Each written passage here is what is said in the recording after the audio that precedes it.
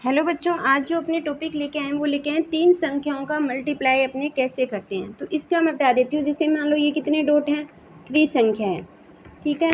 तो सबसे पहले इन दोनों का मल्टीप्लाई, फिर मैं वापस त्रिसंख्या बनाती हूँ, फिर इन दोनों का मल्टीप्लाई, ठीक है। फिर मैं वापस बनाती हूँ तीसरी संख्या, फिर इसका मल्टीप्लाई, इसका मल्टीप्लाई, इसका मल्टीप्लाई, और फिर बनाती हूँ 3, तो इनका मल्टीप्लाई। ऐसे करना है, मतलब सबसे पहले एक संख्याओं का, फिर 2 का, फिर 3 का, फिर लास्ट में 1 का। अब देखो, सबसे पहले अपने इनका मल्टीप्लाई करते हैं, कितना आया 6 आ, कोई हासिल नहीं बची।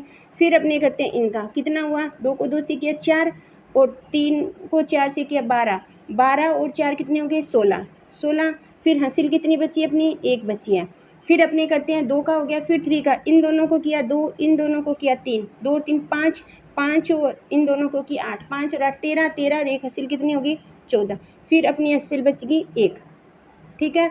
फिर अपने करते हैं, यानी 1 का हो गया, फिर तीनों का हो गया, इनका 2 और 3 कितने हो गए 6, और 1 हासिल कितने हो गए 7। फिर लास्ट में क्या बचा, 1 बचा, 1 एकम 1।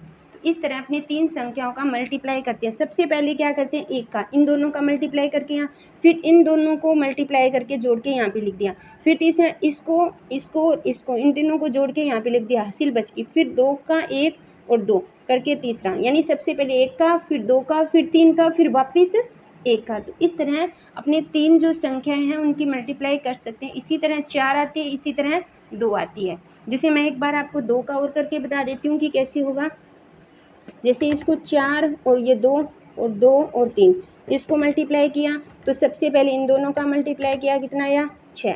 फिर इसका 4 थे 12, और 12 और 4 कितने हो गए 16, 16 का 1 हासिल बची। अब इन दोनों का करेंगे 8 और 1 9, ठीक है बच्चों। इस तरह करते हैं, मतलब सबसे पहले 1 संख्या का, फिर 2 संख्या का, फिर वापस 1 संख्या का। तो इस तरह अपने 3 डिजिट है, 2 डिजिट हैं, उनको अपने आसानी से मल्टीप्लाई कर सकते हैं।